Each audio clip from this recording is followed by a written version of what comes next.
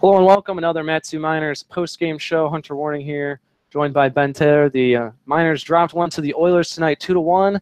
And we haven't said that too much because we haven't played the Oilers too much so far this season. It's the first time in almost a month that you took them on tonight. Yeah, I thought their left-hander did a really good job against us. You know, he kept us off balance tonight.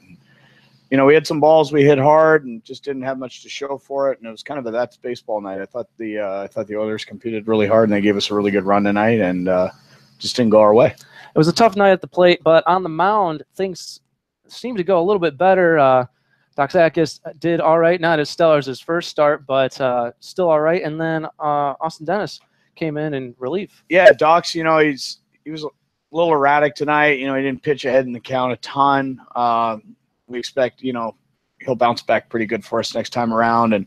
But AD was fantastic, man. I mean, he kept us in that game all the way through, and you know, we didn't have to use anybody else, and we had a couple of cracks to take care of it for him, but you know, just didn't go our way.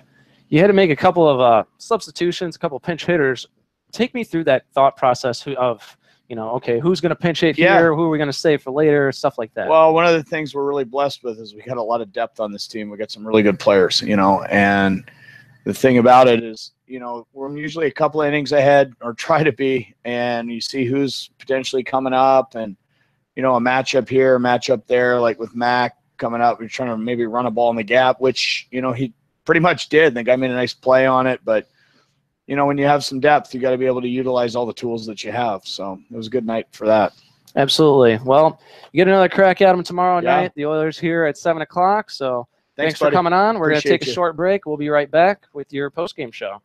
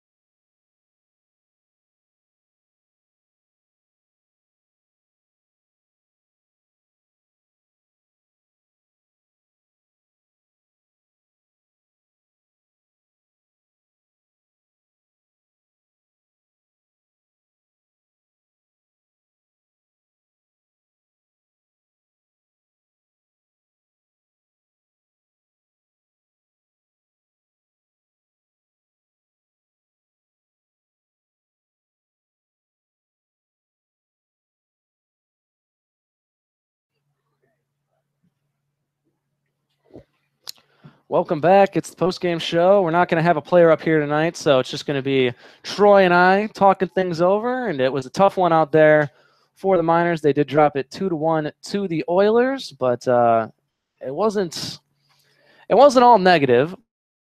There's definitely room for improvement. Yeah, absolutely. First off, I just want to say, man, I'm honored to be on the post-game show. I feel like BT. I feel like a player. This is great. Obviously, was blessed enough to interview Quinn Cotton and Elijah McNamee the past couple games, and it's just a fun group of guys. But, yeah, took one on the chin tonight. Like you said, it wasn't all bad, a little bit of positive.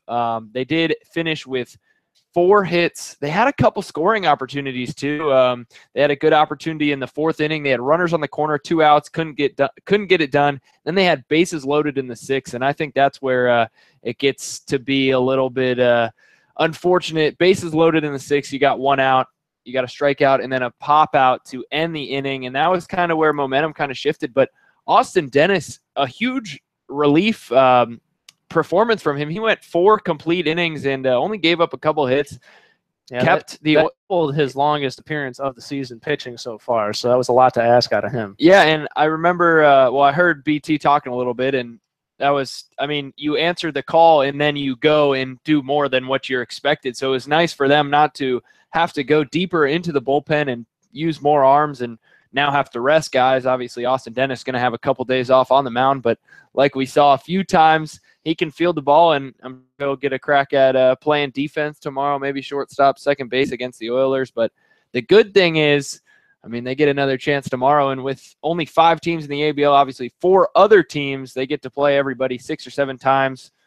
Well, probably already 6 or 7 times, maybe 12, 14, but the Oilers finished with 8 hits, so they had some pretty good offense. I mean, Doxakis, not a bad performance on the mound, only gave up 1 earned run, 1 unearned run, and just kind of unfortunate balls didn't drop the way that they normally do for the Miners. Yeah, and it's not every night. It might seem like that at times, but it's not every night you're going to get, back-to-back walks and then back-to-back hit by pitches to walk off and win the game. It kind of feels like that when it happens enough, and it has happened quite a bit to the Miners so far this season, but it has gone the other way, and tonight just happened to be one of those nights. Yeah, only 12 hits for both teams combined, a couple of walks to add to that, but it was more of a pitching duel, and both teams' bullpens went great and did what they needed to do.